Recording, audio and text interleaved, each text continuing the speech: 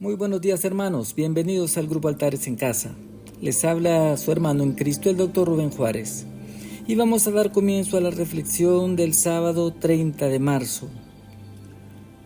Hermano, en este tiempo hacemos memoria de los hechos históricos. Hace 2000 años, el Hijo de Dios se hizo hombre. Jesucristo vino al mundo para rescatar al hombre, muriendo en una cruz. El Señor dijo en Juan: así como Moisés levantó la serpiente en el desierto, es necesario que el Hijo del Hombre sea levantado, para que todo aquel que en él cree no se pierda, mas tenga vida eterna. Haciendo alusión, hermano, a que Cristo sería levantado en una cruz. Todo aquel que miraba a la serpiente en el desierto, inmediatamente era sanado de la picadura y no moría. Esto era una prefigura del Cristo que habría de venir. Jesucristo nos dijo en Lucas 9, porque es necesario que el Hijo del Hombre padezca muchas cosas y sea desechado, y que sea muerto y que resucite al tercer día. Hermano, la fe cristiana tiene un punto que le da validez. ¿Qué es aquello que le da validez a nuestra fe? Que certifica que es verdadera y que es cierta. ¿Qué es lo que nos hace decir que estamos en el centro de la verdad de Dios? Hermano, el punto que valida nuestra fe es que Cristo resucitó. La resurrección de Jesús, de Cristo Jesús, es el punto central de toda la doctrina cristiana. Nosotros leemos en Lucas 24, dice: el primer día de la semana, muy de mañana, vinieron al sepulcro trayendo las especies aromáticas que habían preparado, y algunas otras mujeres venían con estas, y hallaron removida la piedra del sepulcro. Y entrando, no hallaron el cuerpo del Señor Jesús.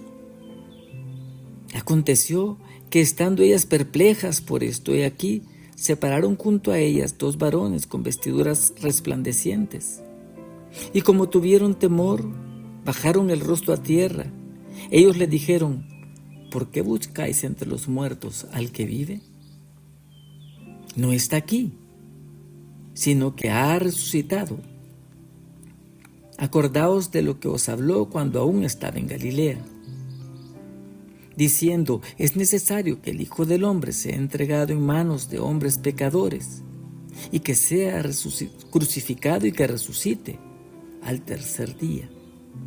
Entonces ellas se acordaron de estas palabras, y volviendo del sepulcro, dieron las buenas nuevas a todos los que estaban, a los 11 y a todos los demás.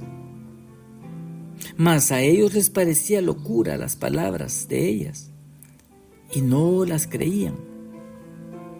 Pero levantándose Pedro corrió al sepulcro, y cuando miró dentro vio los lienzos solos, y se fue a casa maravillándose de lo que había sucedido. Hermanos, la resurrección de Jesús es algo que está más que documentado. Definitivamente para todos ha sido difícil creer, y muchos han querido desacreditar este punto toral de la fe cristiana. Primera de Juan certifica esto y dice: lo que ha sido desde el principio, lo que hemos oído y visto con nuestros propios ojos, lo que hemos contemplado y tocado con nuestras manos respecto al Verbo de vida eterna. Y nosotros hemos visto la vida eterna y damos testimonio de ella, que estaba con el Padre, y ésta se nos ha manifestado.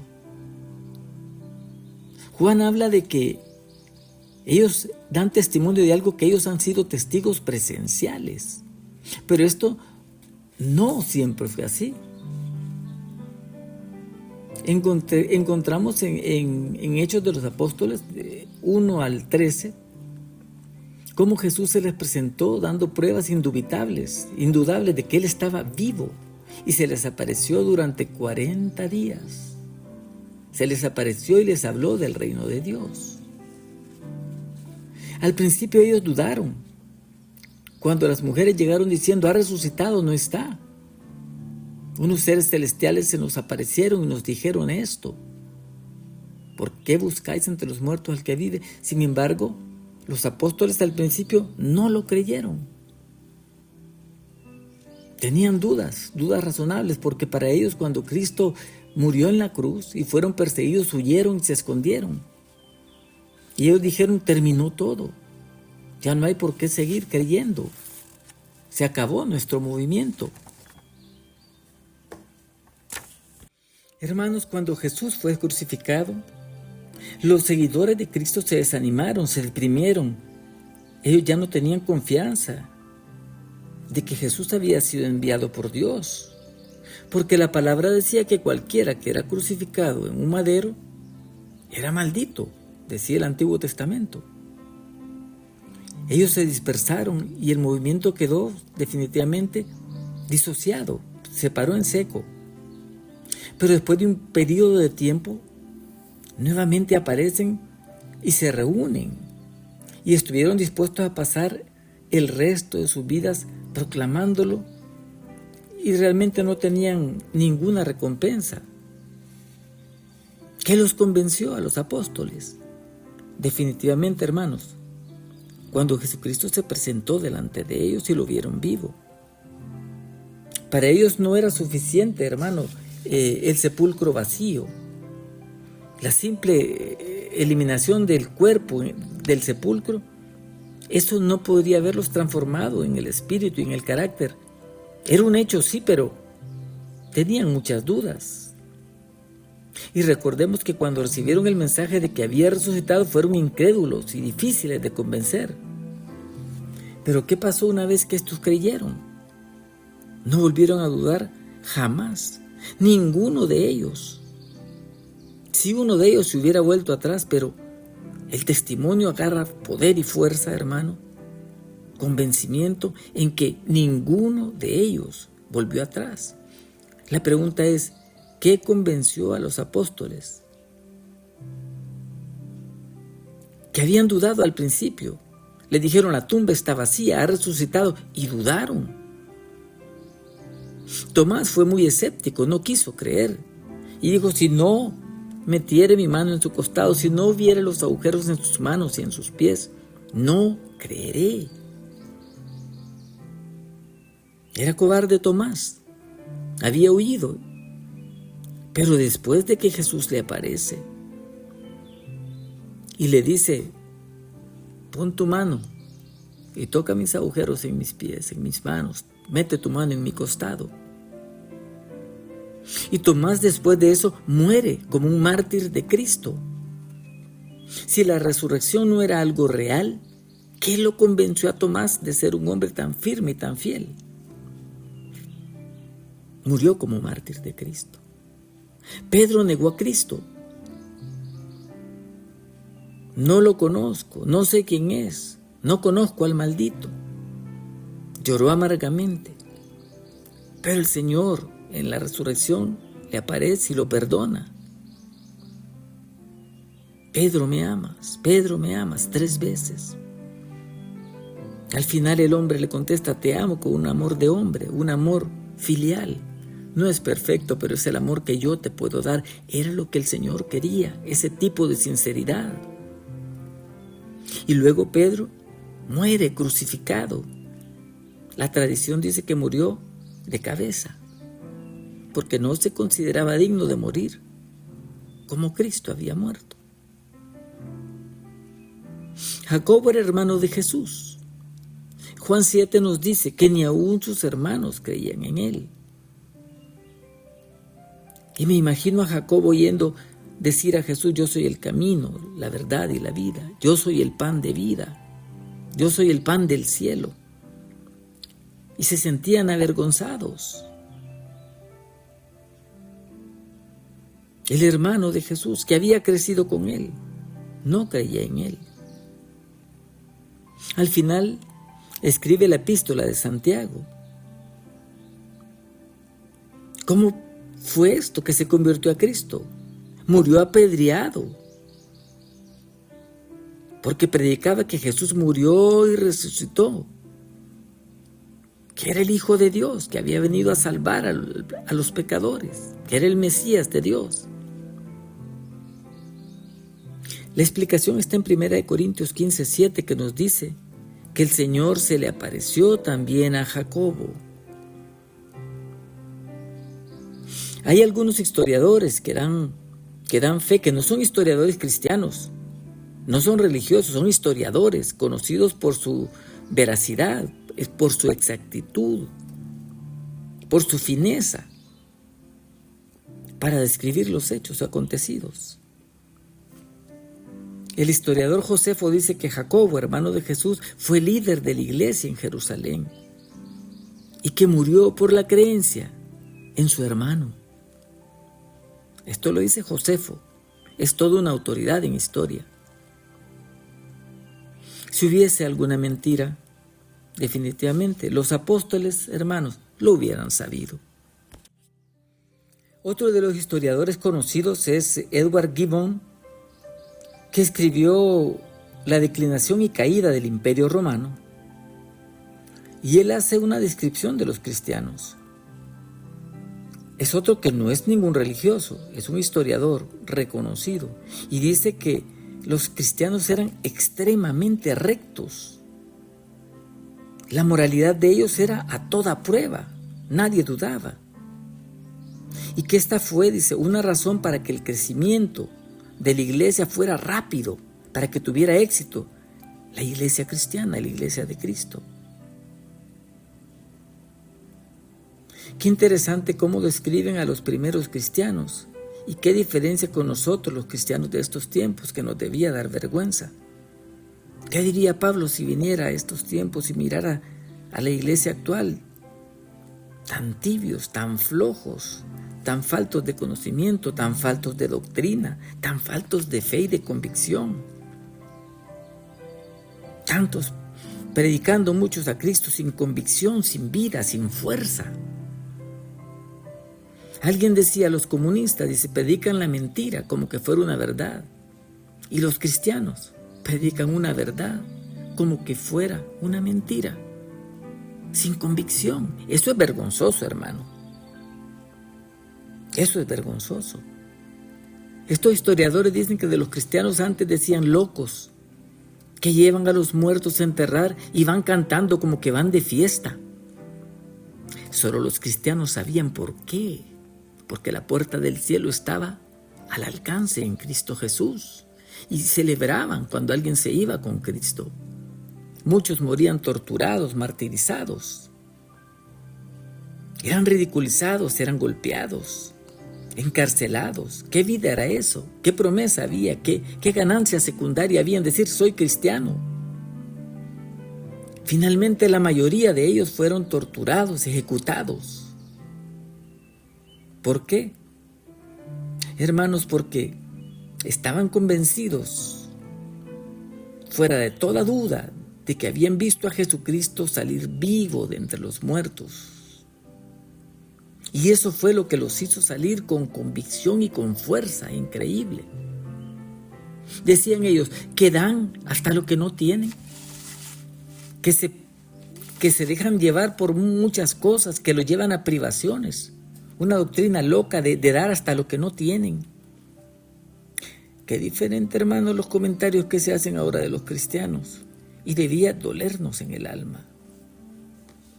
Dolernos en el alma, porque Cristo merece lo mejor de nosotros, hermanos. Un día vamos a estar delante del trono de Dios. Cristo viene y viene pronto por su iglesia. Nosotros no creemos que Cristo esté en un madero crucificado y poner cara de que estoy comiendo limón, agria y triste. Nosotros celebramos porque resucitó, ha resucitado, dijo el ángel, porque buscan entre los muertos al que vive. ¿Qué cambió el corazón de todos los apóstoles, de los discípulos? Fue la resurrección. Eso fue lo que cambió los corazones de hombres temerosos, inseguros, que huyeron y se escondieron. Y luego se convierten en mártires, llenos de valor, testigos de la resurrección de Cristo Jesús, porque lo vieron, estaban seguros y ciertos en esto. Por eso no hubo uno solo de ellos que volviera atrás, que se dejara seducir por dinero. Ya no habían 40 monedas que cambiara a nadie, no, habían visto a Cristo vivo, así como lo vieron morir en una cruz. Lo que era notable en estos hombres era su gozo, su valor. Los golpeaban, los latigaban y al día siguiente estaban otra vez predicando a Cristo gozosos y decían que habían sido tenidos por dignos de sufrir en nombre de Cristo. Y para ellos era glorioso. Volvían a predicar que Él estaba vivo porque lo vieron. ¿Cómo iban a hacer un ardid, una conspiración para decir resucitó y tener aquella unidad granítica, aquella seguridad en lo que ellos creían, en lo que habían visto? Para ellos eso no era historia, era algo que había acontecido, que era notorio a todos y se convertían cantidades, multitudes de personas. Sepa ciertísimamente, les dijo el apóstol, toda la casa de Israel, que a este Cristo a quien ustedes crucificaron, a este hombre que crucificaron, Dios le ha hecho Señor y Cristo. Y se volvieron y dijeron, ¿qué haremos, hermanos? ¿Qué haremos? Buscando una puerta, hermano, una esperanza para ellos. Hermanos, definitivamente tenemos que tomar cartas en el asunto por nuestras vidas. Cristo murió por nosotros. Cristo ya hizo lo que tenía que hacer, pero también resucitó, hermano. Tertuliano escribió que ningún hombre estaría dispuesto a morir, a menos que supiera que tenía la verdad.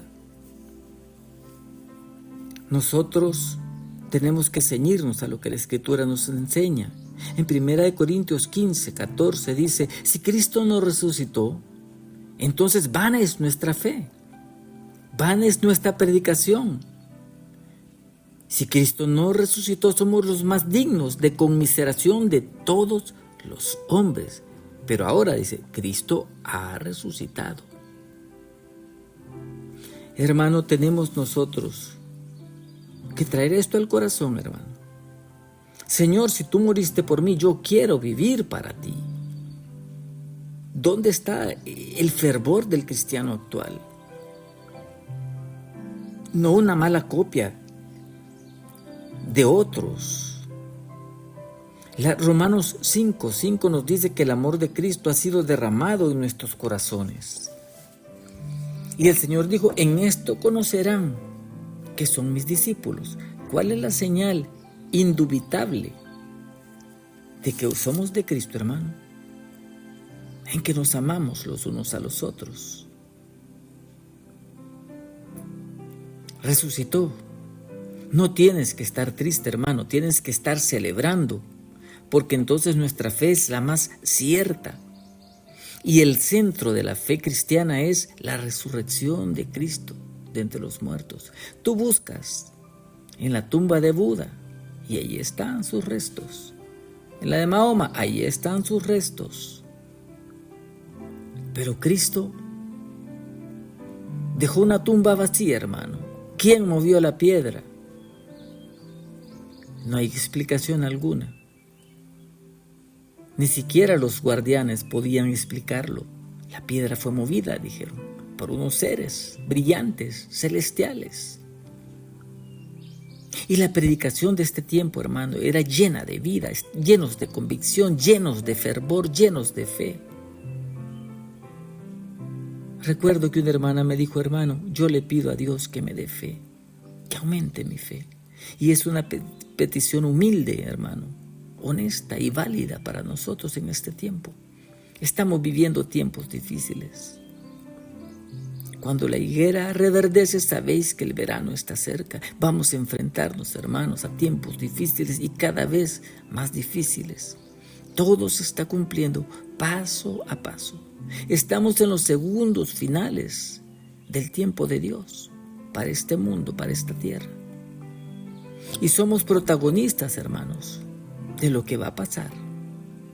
Hemos de estar presentes y hemos de dar cuentas ante aquel que vive y reina por los siglos de los siglos. Delante de Jesucristo, que es Dios, por los siglos de los siglos. Amén, amén y amén. Paz a los altares en casa, hermanos.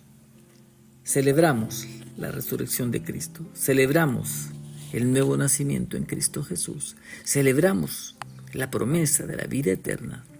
Amén.